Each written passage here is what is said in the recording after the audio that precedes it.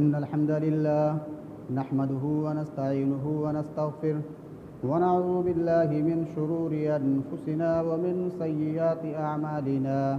من يهده الله فلا مضل له ومن يضلل فلا هادي له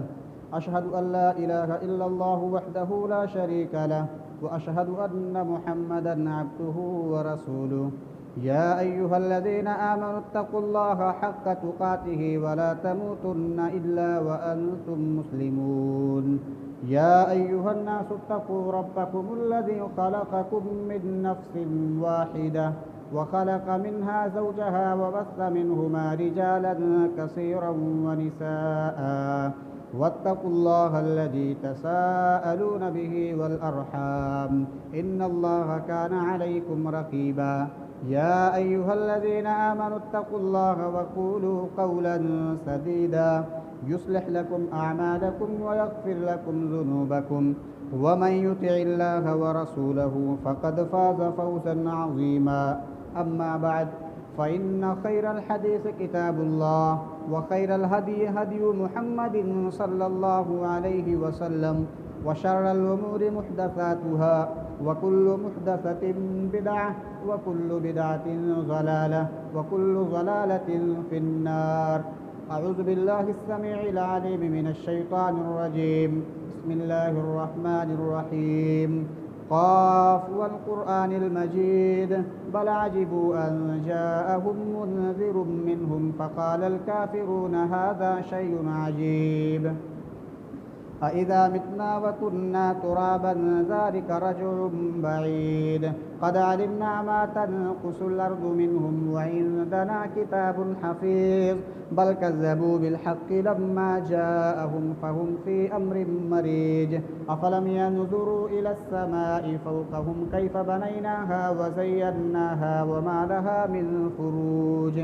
والأرض مددناها وألقينا فيها رواسي وأنبتنا فيها من كل زوج بهيج تبصرة وذكرى لكل عبد منيب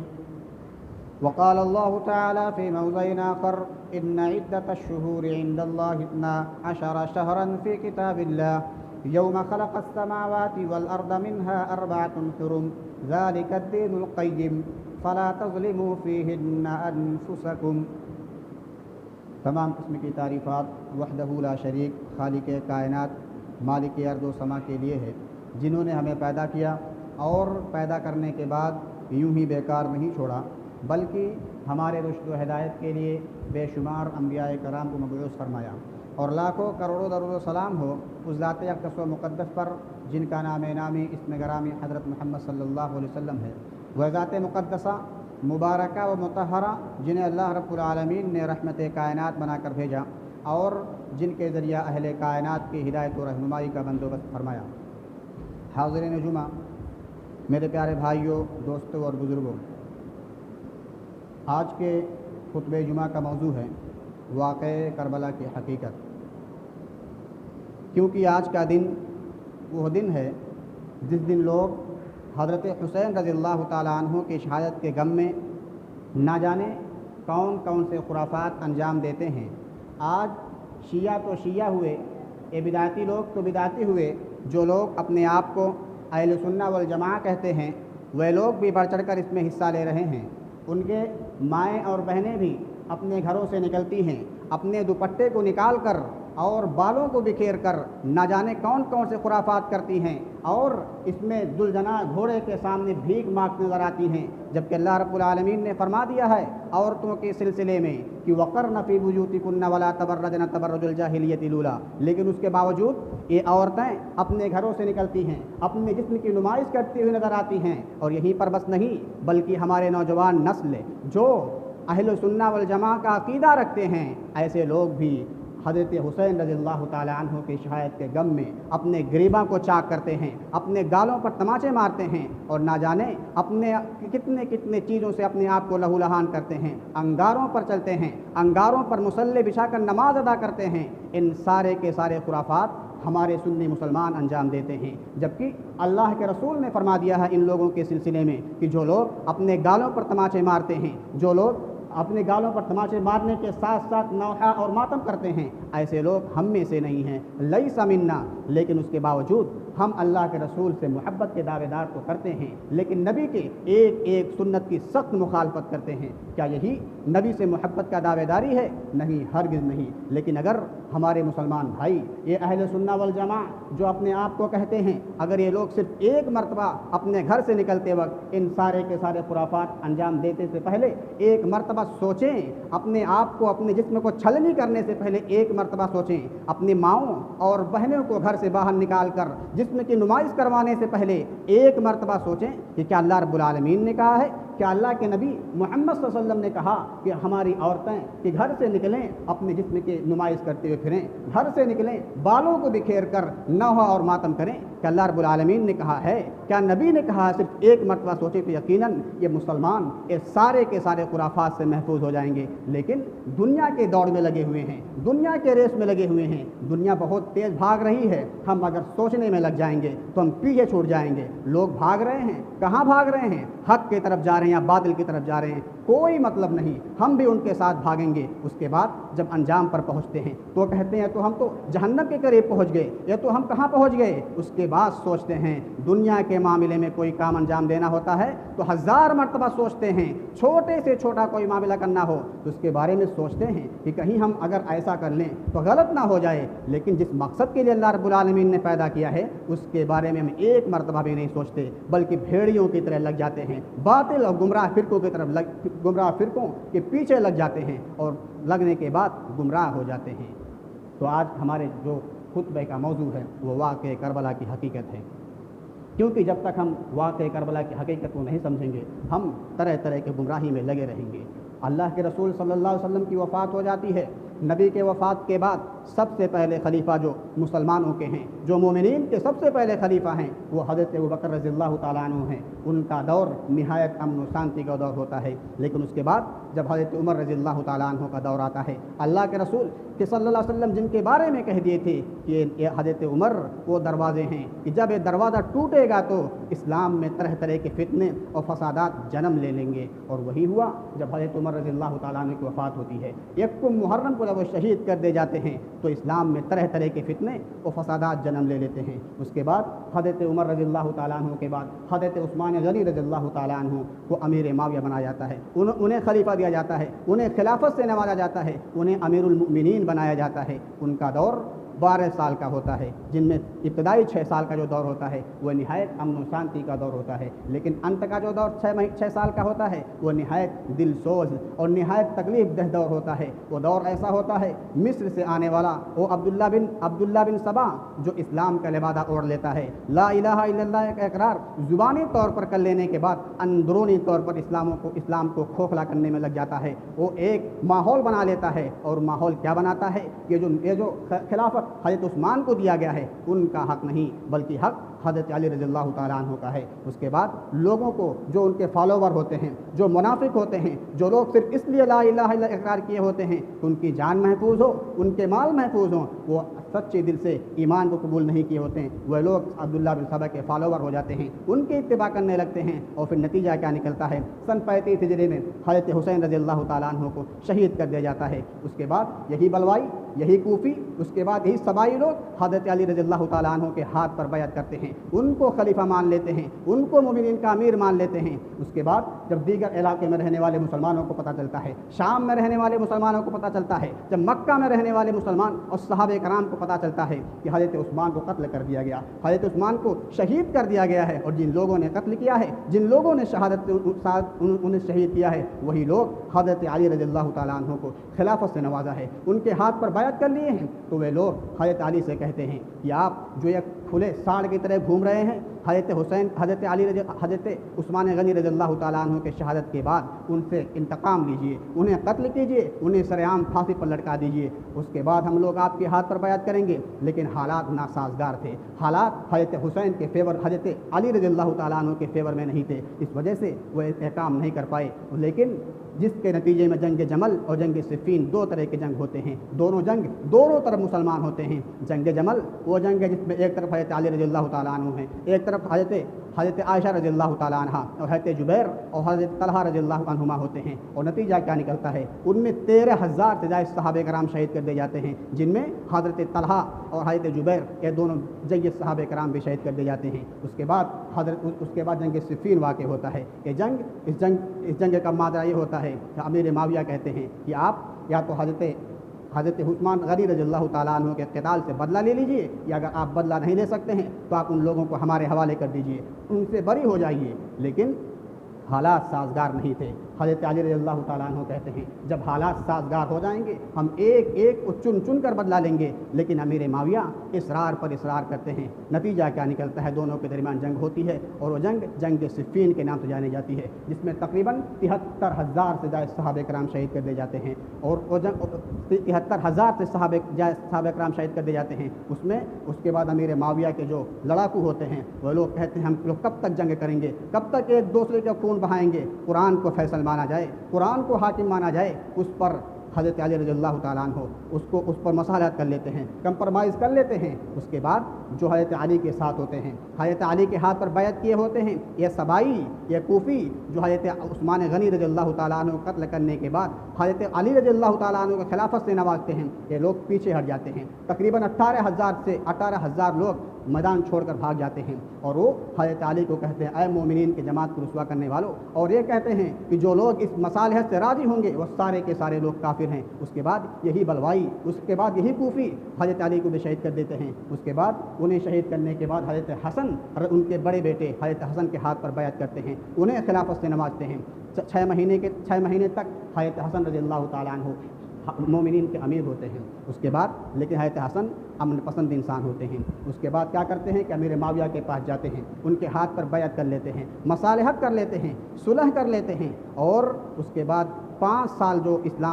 5 سال کا جو دور ہوتا ہے، سن 35 ہجری سے لے کر سن 40 ہجری تک جو مسلمان آپس میں ایک دوسرے کا خون بہا رہے ہوتے ہیں، اس سے امن و شانتی کا دور آ جاتا ہے۔ اور نبی صلی اللہ علیہ وسلم کی پیشن گوئی یہ تھی کہ ہمارا یہ بیٹا سید ہے، اس کے ذریعہ اللہ رب العالمین مسلمانوں کے 2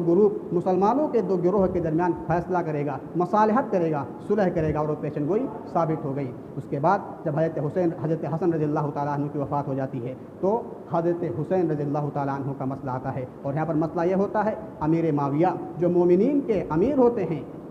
وہ اپنے زندگی کے آخری ایام جی رہے ہوتے ہیں، انہیں یہ فکر دامنگیر ہوتی ہے کہ ہمارے بعد ہم کسی کو اپنا امیر بنا کر جائیں، مسلمانوں کا امیر کسی کو بنا کر جائیں، کسی کو خلیفہ بنا دیں، ورنہ معاملہ پھر ایسا نہ ہو کہ مسلمانوں کے درمیان اختلاف ہو جائے، مسلمان لوگ ایک دوسرے کا خون بہانے لگیں۔ اس کے بعد مغیرہ بن شعبہ حضرت امیر معاویہ کے پاس آتے ہیں، کہتے ہیں آپ امیر المومنین اپنے بعد اپنے بیٹے یزید رحمہ اللہ کو بنا لیجئے، کیونکہ اگر آپ ان کے علاوہ کسی دوسرے کو بنائیں گے تو مسلمانوں کے درمیان اختلاف ہو جائے گا، مسلمانوں کے درمیان فتنہ فساد ہو جائے۔ اس وجہ سے امیر المومنین امیر معاویہ اپنے بیٹے کے نام پر لوگوں سے بیعت لے لیتے ہیں، جس میں سارے کے سارے صحابہ کرام بیعت کر لیتے ہیں سوائے 4 صحابہ کرام کے، ابن علی، ابن عمر، ابن ابو بکر اور ابن زبیر۔ ان 4 صحابہ کرام کے علاوہ سارے کے سارے صحابہ کرام یزید رحمہ اللہ کے امامت پر بیعت کر لیتے ہیں۔ اس کے بعد جب امیر معاویہ کی وفات ہو جاتی ہے تو حضرت یزید رحمہ اللہ مومنین کے امیر کے عہدے پر جب فائز ہوتے ہیں تو مدینے کے جانب ولید بن عقبہ بن ابی سفیان کو روانہ کرتے ہیں، یہ پیغام دے کر روانہ کرتے ہیں کہ ان لوگوں کو بتا دیجئے، مدینہ کے لوگوں کو یہ بتا دیجئے کہ امیر المؤمنین امیر معاویہ کی وفات ہو گئی ہے، اور حضرت حسین سے کہیے کہ وہ حضرت یزید کے ہاتھ پر بیعت کر لیں، حضرت یزید کو اپنا امیر مانیں اور ان پر سختی نہ کی جائے۔ اس کے بعد حضرت حسین رضی اللہ تعالیٰ عنہ کہتے ہیں کہ ہم تنہا بیعت نہیں کریں گے، بلکہ صبح کا انتظار کیجیے، جب سارے کے سارے مدینہ کے لوگ اکٹھے ہوں گے، ہم سارے لوگوں کے سامنے بیعت کریں گے۔ اور نتیجہ کیا نکلتا ہے؟ اس نرمی کے نتیجے میں حضرت حسین راتوں رات مدینے سے مکہ بھاگ جاتے ہیں، اور پھر جب کوفیوں کو پتہ چلتا ہے، ان لوگوں کو یہ بلوائی اور سبائیوں کو پتہ چلتا ہے کہ حضرت حسین رضی اللہ تعالیٰ عنہ امیر المؤمنین حضرت یزید کے ہاتھ پر بیعت نہیں کیے، تو وہ خطوط پر خطوط روانہ کرتے ہیں، حضرت حسین رضی اللہ تعالیٰ عنہ کے پاس خط بھیجتے ہیں کہ آپ آ جائیں، کوفہ آ جائیں، ہم آپ کو امیر بنائیں گے، آپ کوفہ آ جائیں، ہم آپ کو خلیفہ بنائیں گے، اور ہم یزید کو اپنا امیر نہیں مانتے ہیں۔ یہاں تک کہ جسے یزید نے کوفہ کے درمیان گورنر بنایا ہے، نعمان بن شعبہ، ہم ان کے پیچھے بھی نماز نہیں ادا کرتے ہیں۔ جب خطوط پر خطوط روانہ ہوتے ہیں کہ آ جائیے ہم آپ کو خلیفہ بنائیں گے، تو حضرت حسین حالات کی نزاکت کو سمجھنے کے لیے اپنے چچا زاد بھائی مسلم بن عقیل کو روانہ کرتے ہیں کہ جا کر دیکھ کر آئیے کوفہ کا حال کیا ہے، کیا جو وہ لوگ خط میں لکھ کر بھیجتے ہیں وہی حال ہے، یہ ہمارے ساتھ کوئی چال چل رہے ہیں۔ اس کے بعد جب مسلم بن عقیل کوفہ پہنچتے ہیں تو مقدار بن ابی عبید کے گھر پہنچتے ہیں اور چند دیکھتے ہی دیکھتے 18,000 لوگ ان کے ہاتھ پر بیعت کر لیتے ہیں۔ اس کے بعد نعمان بن بشیر جو کوفہ کے گورنر ہوتے ہیں ایک تقریر کرتے ہیں، خطبہ دیتے ہیں، کہتے ہیں لوگوں فتنہ انگیزی اور تفرقہ بازی سے بچو، اس میں ناحق خون جاتی ہے، ناحق خون بہتے ہیں، جانیں جاتی ہے اور اسی طریقے سے مال لوٹ جاتے ہیں۔ اب تم لوگوں پر حملہ نہیں کریں گے جب تک کہ تم لوگ ہم پر حملہ نہیں کرو گے، اور ہاں اگر تم لوگ اپنے ارادوں کو عملی جامہ پہنانے لگے اور بغاوت کرنے لگے اور بیعت توڑنے لگے، امیر المؤمنین حضرت یزید کے خلاف اٹھ کھڑے ہوئے، تو پھر ہم تلوار نکال لیں گے اور اس وقت تک لڑتے رہیں گے جب تک کہ ہمارے ہاتھ میں تلوار پکڑنے کی سکت ہوگی۔ اور مجھے امید ہے کہ تم میں سے اکثر لوگوں کو معلوم ہے حق کیا ہے، اور تم میں سے بہت کم لوگ جانتے ہو جو باطل کو حق سمجھتے ہو، اس لیے تم لوگ سارے جو تم لوگ کام کر رہے ہیں اس سے بری ہو جاؤ۔ لیکن اس کے نتیجے میں کیا کرتے ہیں کہ اس کے پاس عبداللہ بن مسلم خضرمی حضرت یزید کے پاس خط روانہ کر دیتے ہیں، کہتے ہیں اگر آپ چاہتے ہو کہ کوفہ آپ کے انڈر میں رہے، اگر آپ چاہتے ہو کوفہ آپ کے امیریت میں رہے، کوفہ کے لوگ بغاوت نہ کریں، تو آپ یہاں کسی دوسرے کو امیر بنا کر بھیجیے، کیونکہ یہ جو نعمان بن بشیر ہیں یہ معاملے کو ہینڈل نہیں کر پا رہے ہیں۔ اس کے جواب میں حضرت یزید رحمہ اللہ ابن زیاد کو جو بصرہ کے گورنر ہوتے ہیں کوفہ انہیں روانہ کر دیتے ہیں، یہ حکم دے کر بھیجتے ہیں کہ جو لوگ سرپسند ہیں ان کے ساتھ سختی کی جائے، جو لوگ اطاعت و فرما بردار ہیں ان کے ساتھ نرمی کی جائے، اور جو لوگ محرومین ہیں ان کو انصاف دیا جائے۔ اور جب حضرت یزید کے اس حکم پر ابن زیاد کوفہ پہنچتے ہیں اور وہاں پر پہنچنے کے بعد لیکچر دیتے ہیں کہ مجھے ایسا حکم دیا گیا ہے، جو لوگ اطاعت و فرما بردار ہوں گے ان کے ساتھ نرمی کی جائے گی، ان کے لیے میں بھائی اور باپ کی طرح ہوں، لیکن جو لوگ سرپسند ہیں، جو لوگ نافرمانی کریں گے ان کے ساتھ سختی کی جائے گی۔ اس کے بعد جب یہ تقریر کوفہ کے وادیوں میں پہنچتا ہے، کوفہ کے لوگ سنتے ہیں، تو جہاں پر مسلم بن عقیل چونکہ مختار بن ابی عبید کے گھر میں چھپے ہوتے ہیں، مختار بن ابی عبید انہیں بہلا پھسلا کر اپنے گھر سے نکال دیتا ہے۔ وہ مسلم بن عقیل جنہیں لوگوں نے بلائے تھے کہ آپ یہاں آئیں، ہم آپ کے ہاتھ پر بیعت کریں گے، حضرت حسین کو اپنا خلیفہ بنائیں گے، ان بے یار و مددگار مکے کے کوفے کے گلیوں میں گھوم رہے ہوتے ہیں، کوئی انہیں اپنا مہمان نہیں تسلیم کرتا۔ اور آخر میں کیا کرتے ہیں کہ مسلم بن عقیل ہانی بن عروہ کے دروازے پر جا کر خود کھڑے ہو جاتے ہیں اور کہتے ہیں مجھے اپنا مہمان بنا لیجئے، میں آپ کا مہمان بننا چاہتا ہوں۔ اور ہانی بن عروہ کہتے ہیں اگر آپ میرے دروازے پر نہ آئے ہوتے، اگر آپ میرے حدود کے اندر نہ آئے ہوتے تو میں آپ کو قطعی اپنا مہمان تسلیم نہیں کرتا، لیکن آپ میرے دروازے پر کھڑے ہیں اس لیے میں آپ کو اپنا مہمان تسلیم کرتا ہوں۔ اس کے بعد ابن زیاد یہ فرمان جاری کرتا ہے کہ جہاں پر بھی مسلم بن عقیل چھپے ہوئے ہوں ان کو پکڑ کر لایا جائے، اور پتہ چل جاتا ہے کہ مسلم بن عقیل ہانی بن عروہ کے گھر چھپے ہوئے ہیں۔ اس کے بعد محمد بن اشعث کو بھیجتے ہیں کہ جاؤ مسلم بن عقیل کو پکڑ کر لے کر آئیں، اور جب مسلم بن عقیل کو پکڑ کر لے کر آتے ہیں تو محمد بن اشعث دیکھتے ہیں کہ مسلم بن عقیل کی آنکھوں سے آنسو جاری ہیں، پوچھتے ہیں آپ اتنے بڑے مشن کے جانب آئے ہوئے ہیں، آپ کی آنکھوں سے آنسو کیوں ہے؟ وہ کہتے ہیں میرے آنکھوں سے آنسو اس لیے ہے کہ آج حضرت حسین رضی اللہ تعالیٰ عنہ مکہ سے کوفہ کے جانب روانہ ہو رہے ہوں گے، اپنی بیوی بچوں کو لے کر روانہ ہو رہے ہوں گے، ان سے میرا پیغام پہنچا دینا کہ جہاں پر بھی وہ پہنچیں وہاں سے واپس ہو جائیں، کیونکہ یہ کوفہ کے لوگ وفادار نہیں ہوتے،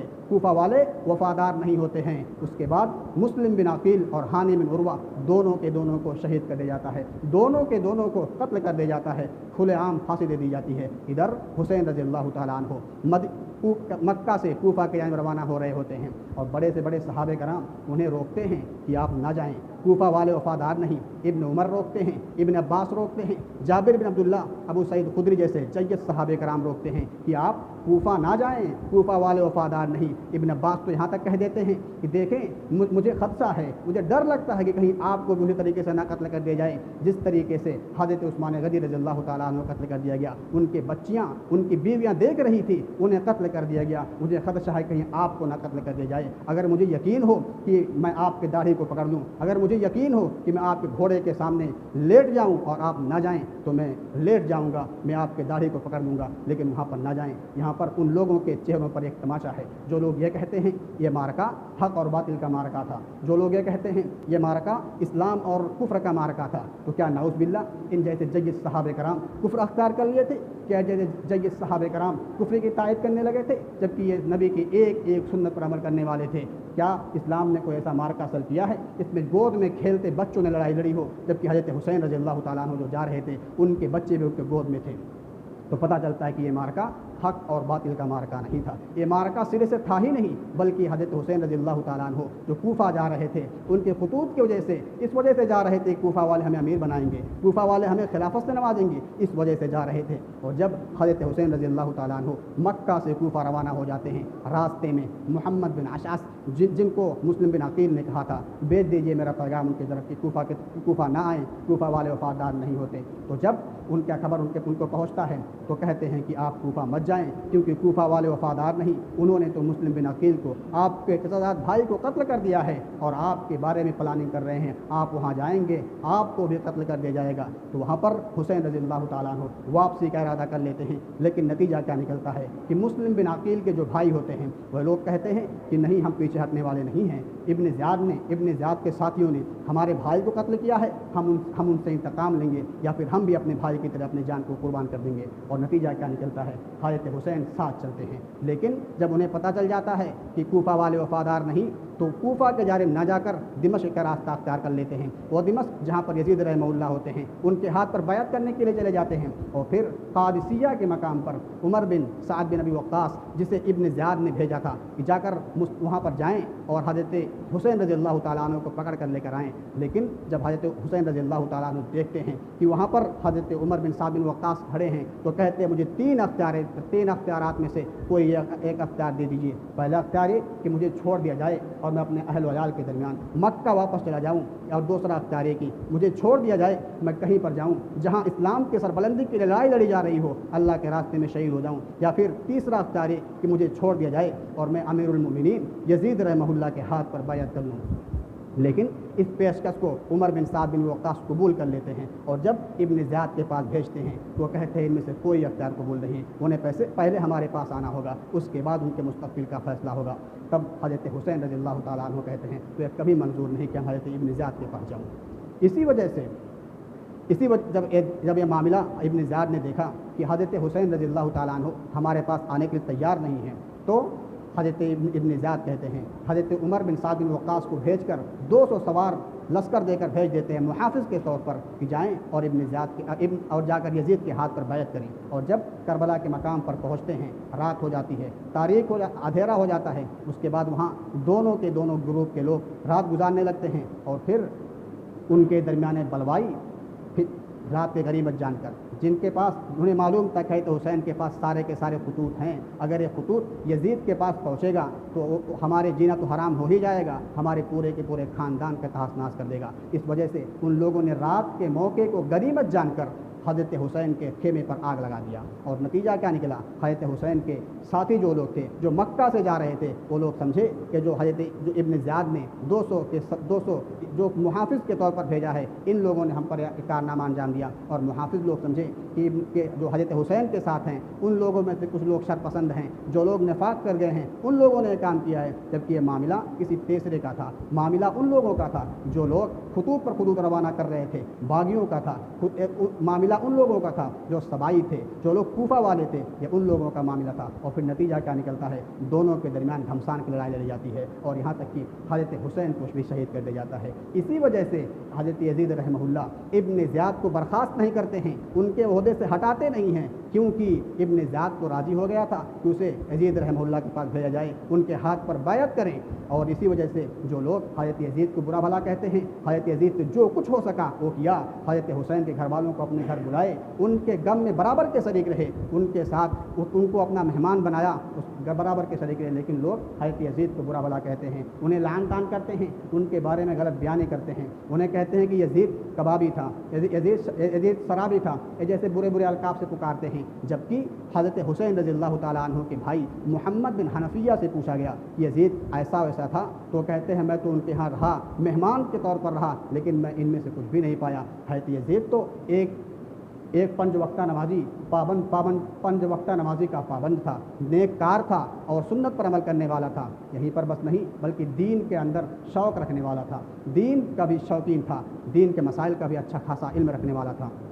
تو جو لوگ کہتے ہیں یزید رحمہ اللہ برا بھلا تھا، ان کے سروں پر بھی ایک تماچا ہے، لیکن اس کے باوجود بھی لوگ حضرت یزید کو برا بھلا کہتے ہیں، حضرت یزید کو گالی گلوچ دیتے ہیں۔ آپ سوچیں، ہمیں اگر وہ اس لیے دیتے ہیں کہ انہیں حضرت حسین سے محبت ہے، ٹھیک ہے محبت ہے، لیکن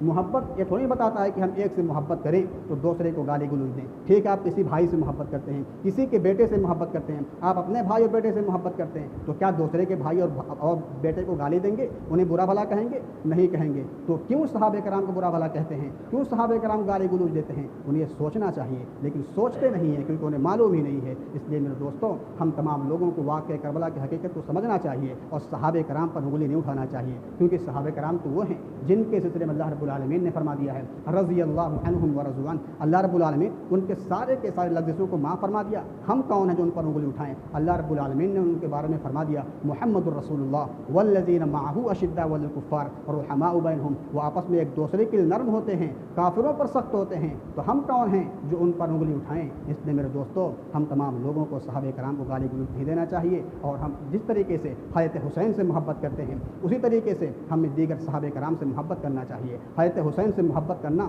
ہماری ایمان کا حصہ ہے، کیونکہ اللہ کے رسول نے فرمایا تھا کہ اللہ میں ان دونوں سے محبت کرتا ہوں، یعنی حضرت حسن اور حضرت حسین سے محبت کرتا ہوں، اور جو ان دونوں سے محبت کرے اللہ تو بھی ان سے محبت کر۔ اس لیے ہمارا ایمان ہے کہ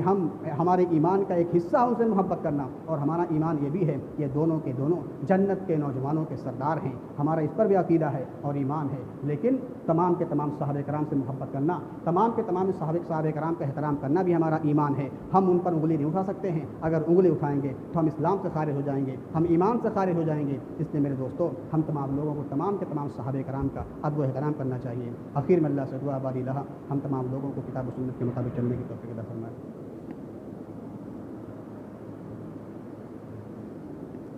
ان الحمد لله نحمده ونستعينه ونستغفره ونعوذ بالله من شرور انفسنا ومن سيئات اعمالنا، من يهده الله فلا مضل له ومن يضلل فلا هادي له، اشهد ان لا اله الا الله وحده لا شريك له واشهد ان محمدا عبده ورسوله۔ إن الله وملائكته يصلون على النبي يا أيها الذين آمنوا صلوا عليه وسلموا تسليما، اللهم صل على محمد وعلى آل محمد كما صليت على إبراهيم وعلى آل إبراهيم إنك حميد مجيد، اللهم بارك على محمد وعلى آل محمد كما باركت على إبراهيم وعلى آل إبراهيم إنك حميد مجيد۔ إن الله يأمر بالعدل والإحسان وإيتاء ذي القربى وينهى عن الفحشاء والمنكر والبغي يعظكم لعلكم تذكرون، ولذكر الله أكبر والله يعلم ما تصنعون۔